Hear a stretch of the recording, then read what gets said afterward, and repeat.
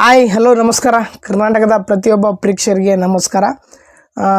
ಕನ್ನಡ ಇಂಡಸ್ಟ್ರಿಯಲ್ಲಿ ಸಾಕಷ್ಟು ಪ್ರಯೋಗಾತ್ಮಕ ಫಿಲ್ಮ್ ಬರ್ತಾ ಇದ್ದಾವೆ, ಹಾಗೆ ಲವ್ ಸ್ಟೋರಿ ಕೂಡ ಬರ್ತಾ ಇದೆ.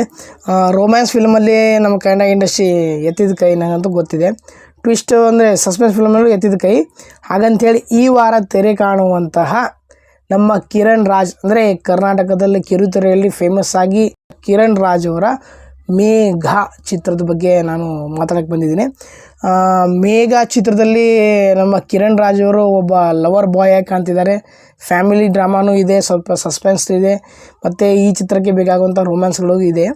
ಮೇಘ ಚಿತ್ರದಲ್ಲಿ ಕಾಜಲ್ ಕುಂದೇರ ಅವರು ಹೀರೋಯಿನಾಗಿ ಮಾಡ್ತಿದ್ದಾರೆ. ಮೇಘ ಚಿತ್ರದ ಡೈರೆಕ್ಟರ್ ಬಂದುಬಿಟ್ಟು ಚರಣ್ HR ಅಂದ್ಬಿಟ್ಟು ಹೊಸಬ್ರು. ಮೇಘ ಚಿತ್ರ ಬಗ್ಗೆ ಹೇಳಬೇಕಪ್ಪ ಅಂತಂದರೆ, ಮೇಘ ಅನ್ನೋದು ಒಂದು ಟೈಟಲ್ ಕಾರ್ಡ್, ಅಂದರೆ ಒಂದು ಹುಡುಗಿ ಹೆಸರು ಇರ್ಬೋದು. ಈ ಚಿತ್ರದಲ್ಲಿ ಕಿರಣ್ ರಾಜ್ ಅವರು ಲವರ್ ಬಾಯ್ ಆಗಿ ಕಾಣ್ತಿದ್ದಾರೆ. ಮೇಘ ಚಿತ್ರದಲ್ಲಿ ಹೀರೋ ಹೀರೋಯಿನ್ ಹೆಂಗೆ ಕೂಡ್ತಾರೆ ಅಂದರೆ ಸಸ್ಪೆನ್ಸ್ ಅಂತಲ್ಲ, ಒಂದು ಹೀರೋ ಹೀರೋಯಿನಲ್ಲಿ ನಡೆಯುವಂಥ ಘಟನೆಗಳು. ಕಿರಣ್ ರಾಜ್ ಅವರು ಲವರ್ ಬಾಯ್ ಕಾಣ್ತಿದ್ದಾರೆ. ಈಗ ಸಾಕಷ್ಟು ಫಿಲ್ಮ್ ಮಾಡಿದ್ದಾರೆ ಕಿರಣ್ ರಾಜ್ ಅವರು. ಸ್ವಲ್ಪ ಒಂದು ಲೆಕ್ಕಕ್ಕೆ ತುಂಬ ಬೆಸ್ಟ್ ಆ್ಯಕ್ಟರ್ ಅಂತಲೇ ಹೇಳ್ಬೋದು. ಫ್ಯೂಚರ್ ಇದೆ ತುಂಬ ಈ ವಯಂಗೆ.